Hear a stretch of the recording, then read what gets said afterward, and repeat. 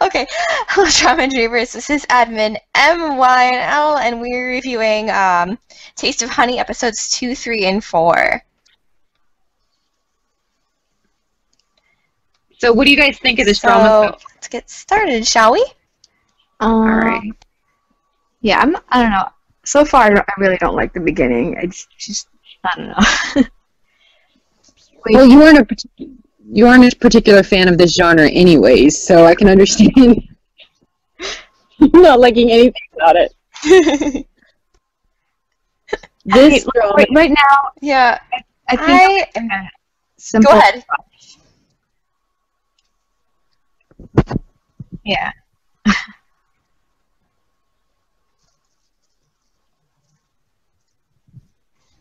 we all keep trying to talk at once. This is not conducive. Yeah.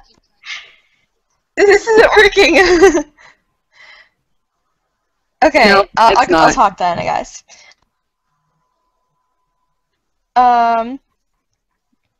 Yeah, I'm really conflicted about it because part of me is like, ew, ew, ew, ew, ew. And the other part is really enchanted by the cinematography because it's really a pretty drama. I Like agree. with the rain and just is really, there's a cinematic quality to it. And that part of me is just like, oh, it's so pretty. I'm like, but it's so gross. But it's so pretty. Yeah, the first shot. Go ahead. Oh, Go ahead. okay. I was just gonna say the first shot is like really beautiful with the rain and the umbrella, and I was like trying to capture it all. But yeah, the whole first episode is just lots of rain and symbolism, and yeah, good stuff. And Sydney did not realize that that was Arata's nipple. Can I just point that out? That made me laugh so hard. Oh, it really was his nipple? I thought it was a birthmark because he's such a tiny nipple. I mean, it's so itty bitty. I have Yeah, a birthmark that's bigger than that. Let's go ahead and give everybody a rundown on what the Little drama is nipples. about, and go ahead and say that this drama is a big trigger warning for incest. The basic premise of this drama is that a niece is madly, obsessively in love with her uncle, and so we have Infatuated. we have an infatuation of the niece to the uncle, and the uncle who at this point in time still only sees her as his niece. And we see we in the second episode, well actually it's the end of the first episode, we're shown when her infatuation starts, and it's this really, really pretty like rainy day where it's like sunshiny rain, and just as a bus goes by he twirls her around romantically, and they stand there and look at each other, and you see water dripping off of people, and we see Arata's nipple that Sydney didn't realize was a nipple. They're both wearing white t-shirts. You know. Yeah, Of course they are. So you see her in her school And uniform. nipples. And Lots of nipples. well, you don't see her nipples. You see his nipples. You just see her bra. And No. so we But you start see off. her bra. She covers herself with her bag though. She's like, you know. Yeah, she does. Yeah. So we have the beginning of this love story basically between this uncle and niece, which is really, really creepy. But the way that the writers write it is that everybody in this drama is so far beyond, for lack of a better word, fucked up, that you actually literally at the end, at least for me, I personally started shipping the niece and the uncle. Mm. So we're going to go ahead and start discussing episode 2, 3, and 4 now.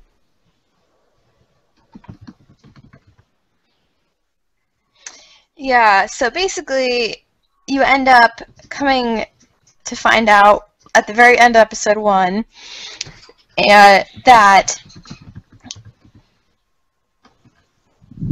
and the girlfriend's a little cray-cray. Oh my gosh, it's literally one of the most psychotic female characters I think I've seen in a drama.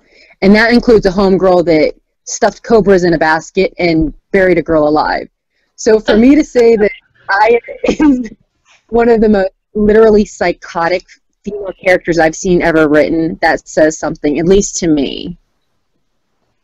I really can't stand her. She's like so soft. And she's just such pure denial of it too. She has no idea how crazy she really is, and I think that's the scarier part. I agree. So in episode 2, after we see at the end of episode 1, when we see her fall in love with her uncle, we see him running through like a courtyard towards what looks like a message board, and so we see him looking on the message board, and he finds his niece's name, and he calls her and tells her that she got into the university where he goes to school and did his medical rotation at.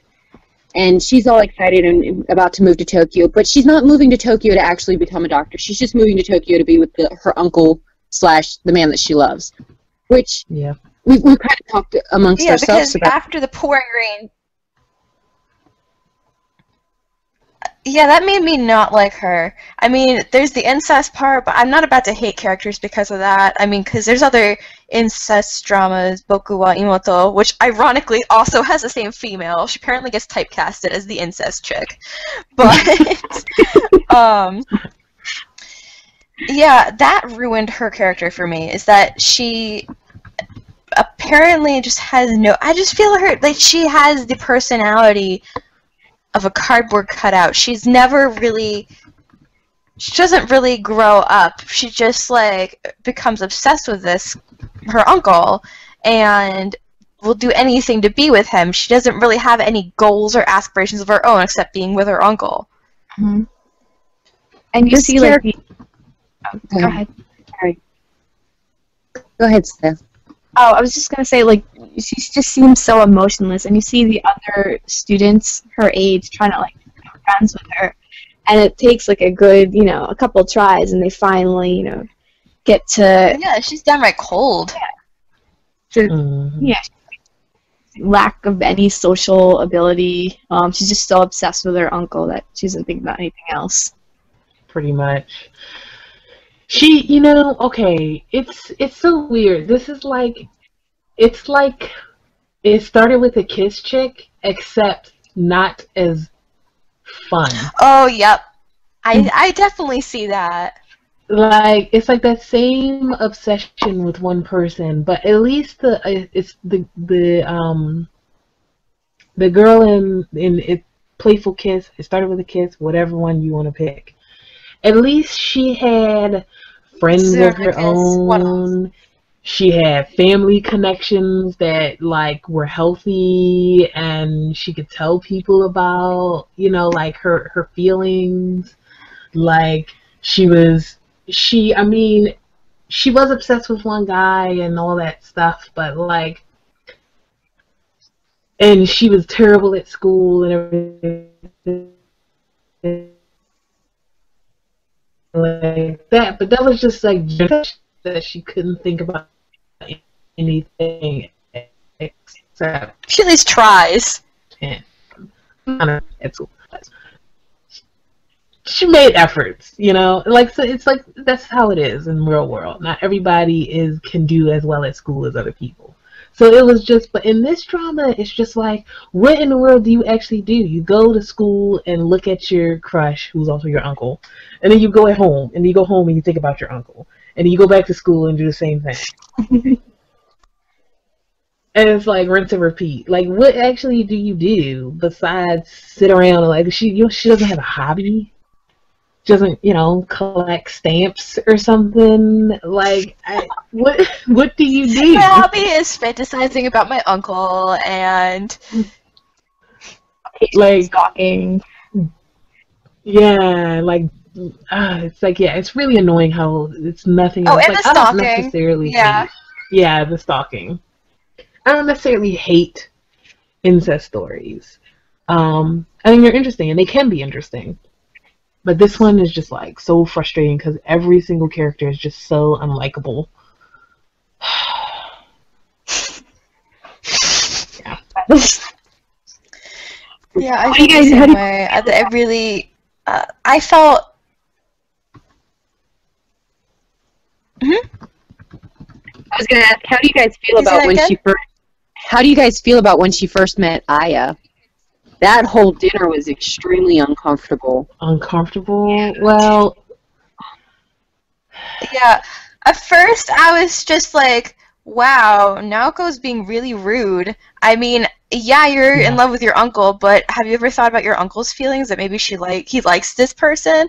And then I was crazy, mean, and I was just like, nope, they're both everybody is crazy. psychotic. Okay, Yeah. well, It's like a part of me feels a little bad for the uncle. everybody's crazy. Like, This is that's a crazy fine. story. How I rationalized it was like, you know how when a parent gets married, it's kind of like the kid acts out. So that's how I kind of rationalized it in my head. But yeah. Well, it's definitely her jealousy. Yeah, it's definitely her jealousy. Yeah. Because they're so close and Yeah. share him. But it was just like, she acts like such a child, though. I mean, you gotta remember, she's not a little kid. She's 19 or 18 or 19. So this is like, just like, get over it. He's an adult, you're a kid, and he's your uncle. So we gotta realize that he may like somebody else, and you shouldn't treat them like absolute crap. I'm just glad we didn't. Bad. I mean, easy. So if you treat her like crap because she's crazy, that's a different story. I'm just glad. I was okay with seeing Aya and the uncle together, like romantically. But I'm just glad that we didn't see any of that between the uncle and the niece, because that would have taken it to a level of uncomfortableness that would have just completely turned me off to this drama. Yeah. Oh, yes. Well, same okay, here. I will say, I was like, thank you, writers, for only implying the sexual relations. For sparing not us. showing it to me, thank God. Although they do have well, that's later. Never mind. But,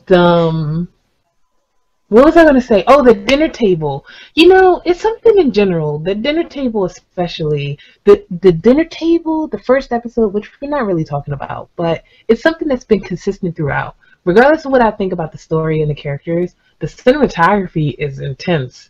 Like, whoever directed this knows how to make everyone as creepy as possible. Mm-hmm. They do. I want to look them up because like they do all these like intense serial killer angles and like up close shots of people's mouths when they're talking and like shadows. I don't know what in the world this director is doing, but it was fantastic, making like what would be in any other, like, it's just a family. Yeah, there's incest, blah blah blah, but it's just a family. It's like, you know, but it somehow made all these people seem like serial killers. Well, that too, and they do a good job with the art stuff. It's like, I don't know, pretty visuals as well. Yeah. I think that's what made me actually watch this drama 3 times. Not necessarily the story, not necessarily anything other than the cinematography and how royally screwed up these characters were is what has captivated me personally.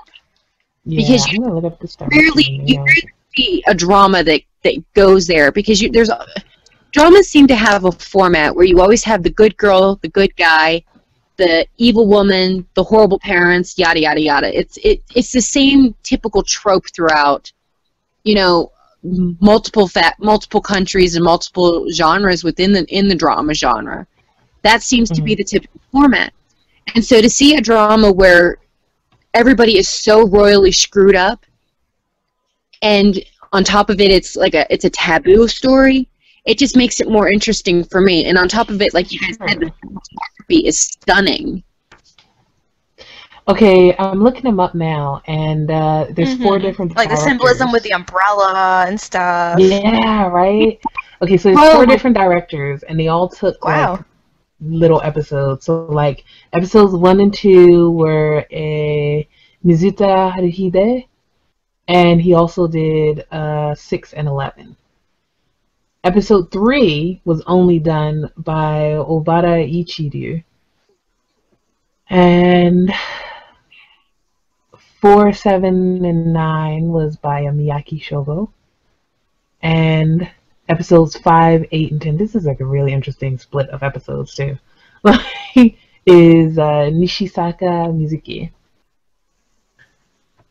And like, yeah, they all took different things. And I'm looking at some of their other directing things. Like Nishisaka Mizuki did Galileo, Bara no Nai Hanaya, Last Friends, Tsunao ni Naranakute. Oh, Galileo! Oh, the cinematography in that was really good too.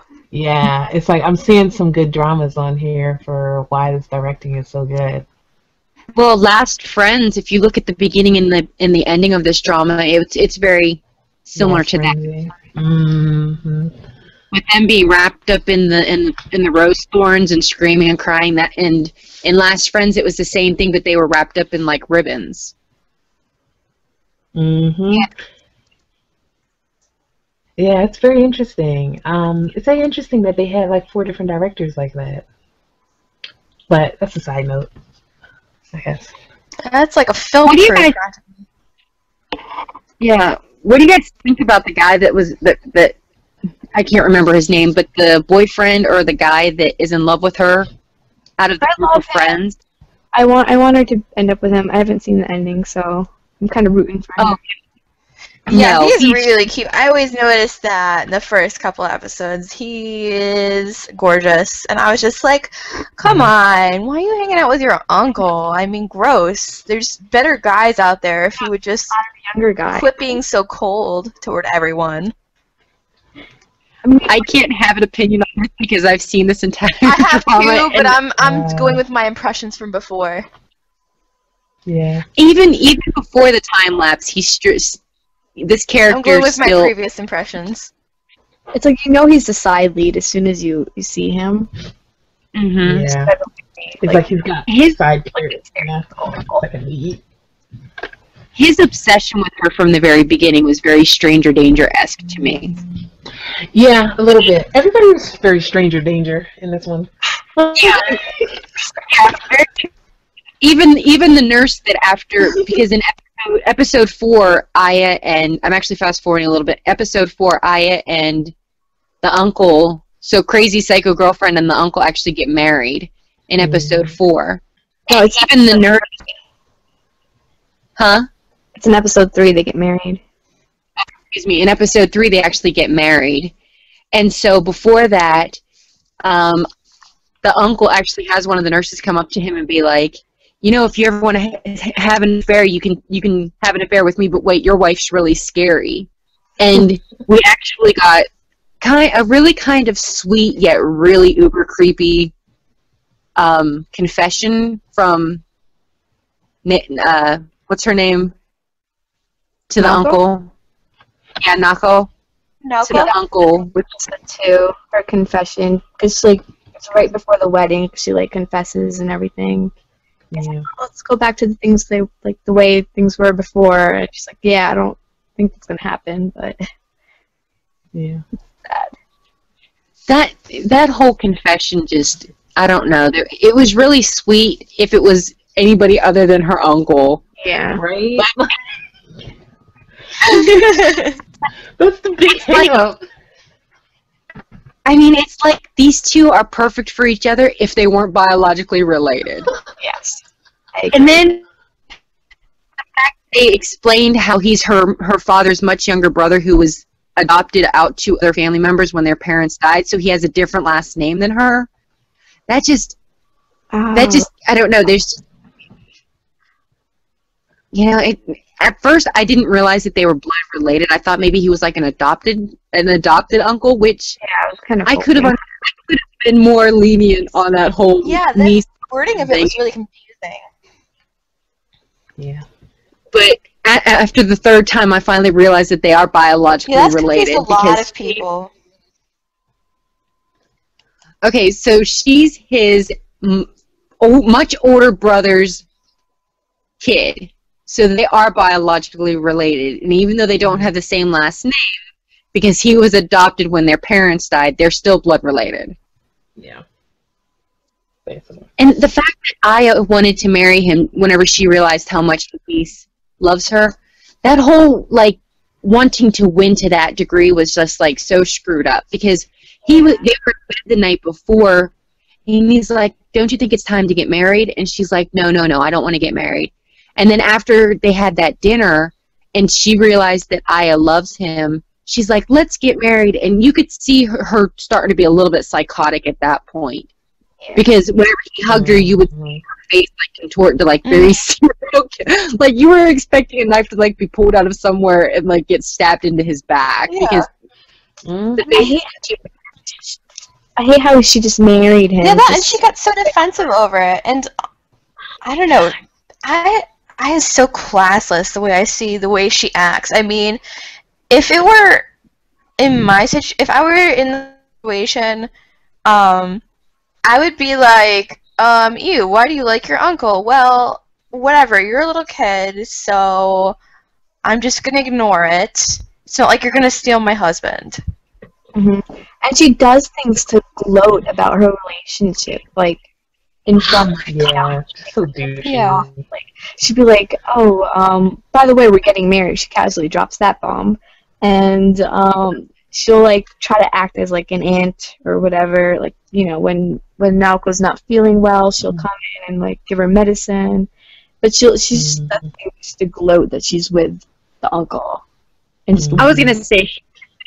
Casually dropped that they were getting married. She purposely went to Nakao's house whenever she was sick to drop that bomb, and then she sat there and was basically verbally abusive to the poor girl while she's sick, and then turned around and walked out of the flat with a smile on her face, gloating like, "Ha ha ha! I won that battle." Like, nah, like it.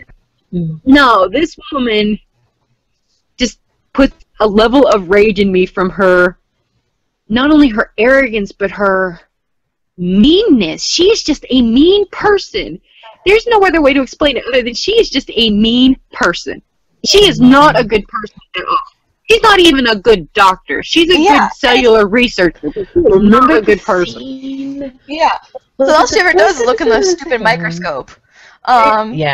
But like she's so in denial of it too. She thinks she's all like, "Oh, I'm so professional." Like, "Oh, don't do that, guys. That's really unprofessional." But then she drags her life into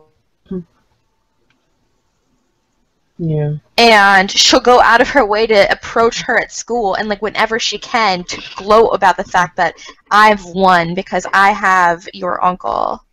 And she has it that like, oh, she wants to see me. There's that scene where she's saving that boy that's been like, I don't know, he falls under a bunch of racks or something happens and he's like bleeding and she's like, oh, she's standing there the whole time. She just wants to see me fail. And I was like, okay, I think she's just like, watching just to see what you do. But I think she's more like, oh my gosh, there's blood. I mean, also let's be honest here. The first time you meet the Aya, she's creepy. And you know that there's something off about her, that she's something wrong with her. So like, yes, it's valid for her to sit there and watch to see if you actually save this little kid or if you're just like, because it's like even the way that she saves the kid just feels creepy. Like she was waiting for a second and like putting on a show. Like she didn't give a damn about the kid. She just wanted to look impressive. Yeah, I agree. While she was saving the kid in front of the girl who she's, I didn't get that feeling from her. Oh, I got that feeling, 100%. I think it's because she is a professional, she has to do it, but she could have cared less. And I get Naoko can be just as mean sometimes, but not quite as mean as Aya, but she's definitely mean. Yeah, they're both mean. Like I'm not necessarily. She's so selfish about her love that she doesn't care about what her uncle feels for her. She's going to like be all up in their relationship. I don't know. That's one thing. Yeah, I'll see. It's interesting. Like, what if things have escalated even this far? If Aya had just been just been cool. Just been like, oh, some stupid kid's crush or whatever, and not gonna pay any attention to it. Cause they were having problems in their relationship, clearly. And she's like, obviously emotionally detached. But like things escalating this far is just 100% like just Aya's like, because she just went crazy about it. And I feel like that's a good portion what drove the dude away, even more than everything else that was going on in their relationship. Is her reaction to this crush. Mm-hmm. Although, it's like I don't necessarily think he's like completely Yeah, innocent, I feel like he's creeping on the girl too. The uncle's kind of creepy. See, I feel like the marriage happened because you know how people sometimes will have babies because they want to save their relationship? I feel like this marriage was the baby. Like, she was just like, well, maybe he'll feel feelings only for me if I stick him in marriage. Yeah. And then Naoko won't be able to touch him. Yeah. First of all, well, no. That's not how it works. Marriage it's never works. Doesn't work with babies, and it doesn't work with marriage. If it's not good, if the relationship is failing, the relationship is failing. You can't do that. But there was something that I wanted to talk about. Oh, the continuous like flashes that what's his face? The Arata, the guy. Is that his name? No, that's the actor's name. What's his Masato. character name? Masato. Masato is the character's name. The flashbacks Masato will have of Naoko when she was a little girl and stuff, like he'll be sitting there looking at her and then shing flash with her when she's like 5, and I'm like so creeped out every time because he's kind of falling in love with this woman. But every now and then he'll flash back to when she's like 6. Yeah, that really gives me serious pedophile vibes. Yeah, I know she's legal now, but those flashbacks gave me serious pedophile vibes. I was like, ew. Right. Because they're basing it like his affection for her, his love for her is growing out of the stuff that he experienced with her when she was a child. But like that creeps me out. Like, it's not like, because even when she was a child, you were an adult. That's so unnatural. Like wildly inappropriate. Like,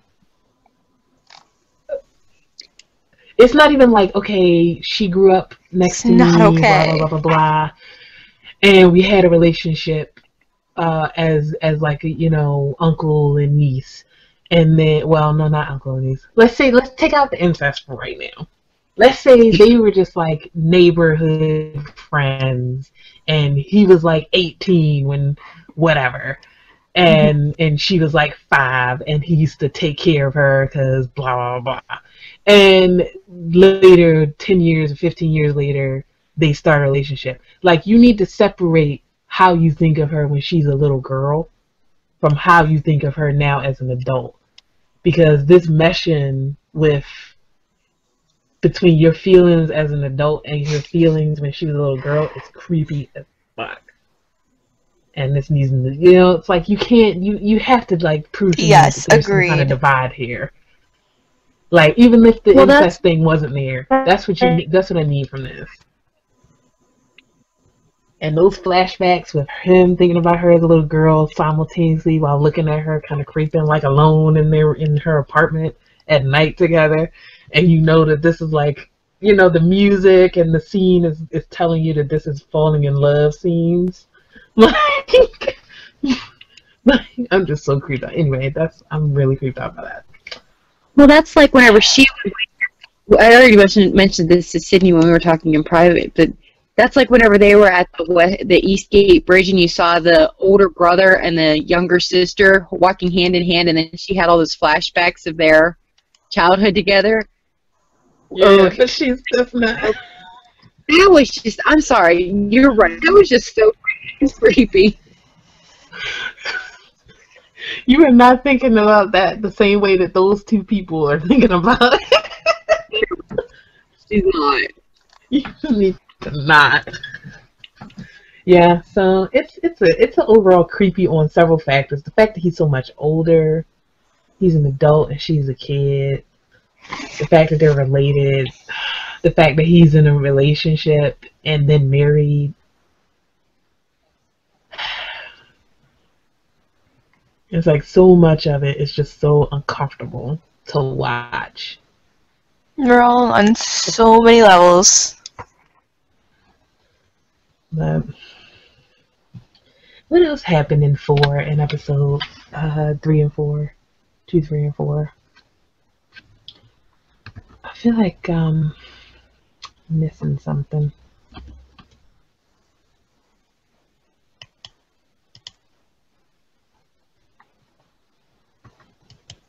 Let me see. How do you like how they went right back to work after they got married? That should have been the first indication. Yeah. It kind of goes That to should have been the show first- their whole dynamic of their relationship. Yeah. I mean, it didn't even seem like either of them were happy to be married. I mean, she didn't even want it until she found out that Naoko wanted him. That's exactly it. She found out she didn't even want him until Naoko wanted him. Yeah, definitely. But okay, let's think about them outside of all the Naoko stuff and the incest stuff and all that, and her serial killer tendencies. Like their relationship, their relationship was like, so you need to be taking premarital classes or something, because you're not ready for marriage, honestly. Because like they would have like the arguments about when they would have kids. I'm sorry, but that is a huge thing for a married couple. Deciding whether you're going to have children or when you're going to have children. You cannot get married to somebody and you haven't resolved those issues. Like that's something that you go to premarital class for. Like financials, who's going to live with who, whether or not you're going to have kids, you know, like how are you going to split up your money, prenup, no prenup. Those are all things that get covered in premarital class. And I feel like I wanted to go in there and tell them, go to premarital class. Because this is an issue that's clearly something between you, and you need a third opinion, like a therapist or something. Because getting married without resolving any of those issues was already something that was going to... I don't know if they have those in Japan. Yeah, that's what I was thinking. Well, yeah, I know. It might have stemmed those, because Japan does have an increasing... The divorce rate is increasing in Japan, so it is possible that they have them. But Japan is also really ruled by tradition. I mean, talking about what my boyfriend says about things is... People don't normally, it's really kind of a taboo still to move in with your boyfriend or girlfriend before you get married. And so in some ways they're really kind of more traditional, so it's hard to say whether or not they have something like that. But either way, I think they lived for work. They didn't really, it seemed like their relationship was pretty flat. Yeah. They did say that. And like, he's like, oh, well, it's the next step. We should get married. It's not like, oh, I want to marry you. It's more like, well, it's about that time. This is what you usually do, right? You get married at this point. Well, like on the day of their wedding, they did mention like, oh, our careers will be our top priority. So I feel like everyone's just focusing on the career rather than the marriage. So that's probably why it's like falling apart anyway. So. But like, I feel like they arrived there grudgingly, because I remember them having. I remember them like the first time. Was it the first time that you saw them in bed together? That they were talking about whether or not they would have kids. Well, she said like, well, I remember the wife. Was it Aya? She said she wasn't planning on having kids anytime soon because, like, he's like, is it a shotgun wedding? Like, her boss is, like, asking her, and she's like, no, that's not possible. Yeah. Okay, yeah. But, I don't know, I just feel like a lot of their issues just should have been, even without even without Naoko and all the incest shit.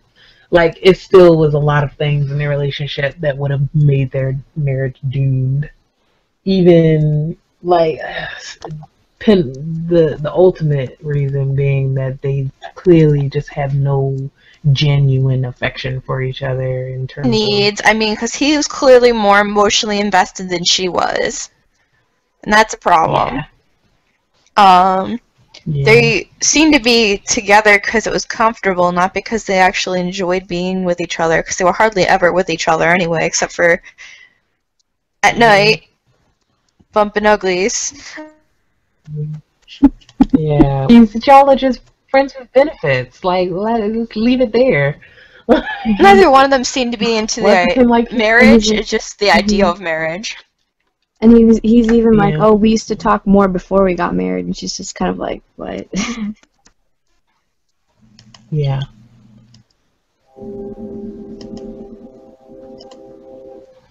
But anyway, so I think I'm pretty much done for what I have to say about this episode.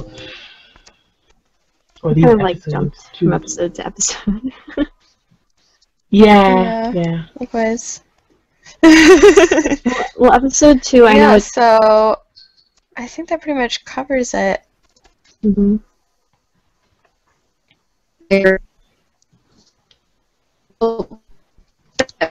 else has objections, we can go ahead and conclude this. We'll get it edited and up. Okay. Okay. This is the end of the podcast, and find us at Tumblr, and we have bye.